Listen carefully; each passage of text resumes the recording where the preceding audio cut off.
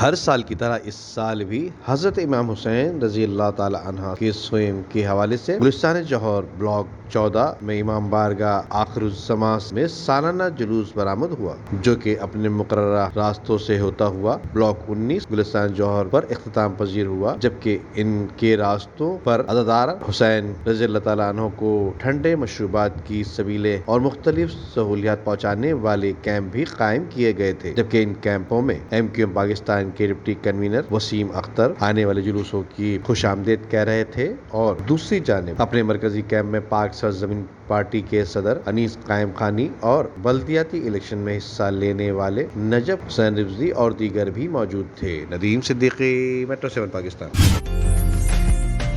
عمدہ میں پکائیں اور جی بھر کے کھائیں۔